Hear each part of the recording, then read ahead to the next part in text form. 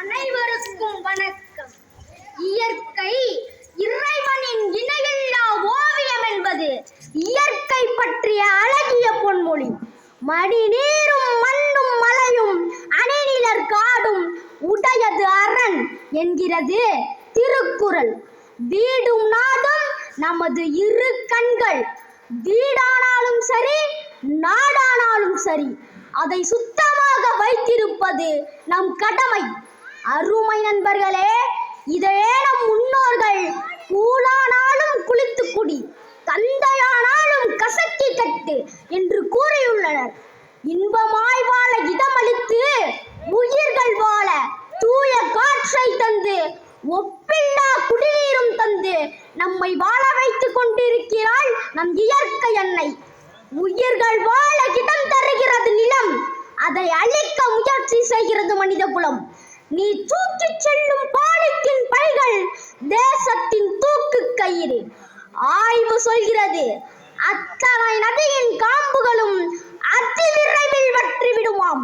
புத்தனை போல் வாழ்ந்தாலும் புற்றுநோய் முற்றி விடுமாம்.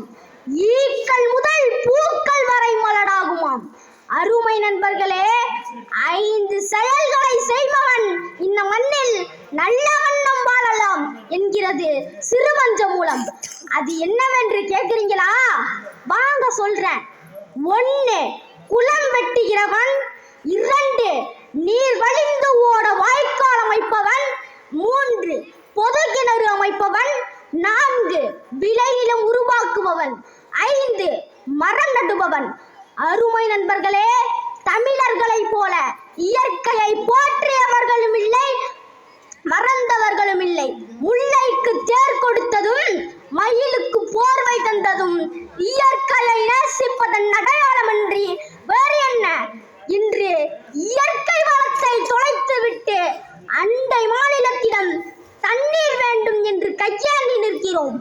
மனிதர்கள் இல்லாமல் பறவைகள் வாழ்ந்துவிட முடியும், ஆனால் பறவைகள் இல்லாமல் மனிதர்களால் வாழவே முடியாது என்கிறார் சுற்றுச்சூழல் ஆர்வலர் சலீம் அலி. தேவைக்கு இயற்கையை பயன்படுத்தாமல் பேராசைக்கு இயற்கையை சுரண்ட ஆரம்பித்த பிறகுதான் மனிதன் உணவை கொஞ்சமாகவும் மாத்திரைகளை அதிகமாகவும் எடுத்துக் கொள்கிறான். ஒரு நாடு அதன் மக்களால், கட்டிடங்களால், தொழிற்சாலைகளால் மட்டுமாவதல்ல, அதன் ஆறுகள், குளங்கள், காடுகள், மலைகள், பாலைவனங்கள், பறவைகள், விலங்குகள், சின்ன சின்ன உயிரினங்களால் ஆனது. அடுத்த தலைமுறைக்கு உயிரினங்களை நேசிக்க கற்றுத்தராவிட்டாலும் பரவாயில்லை, வெறுக்காமல் இருக்க கற்றுத்தருவோம். இயற்கையை பாதுகாப்பது ஒவ்வொரு தனி மனிதனின் கடமை. மரங்கள் இல்லையே காற்றை எங்கே போய் செலவை செய்வது?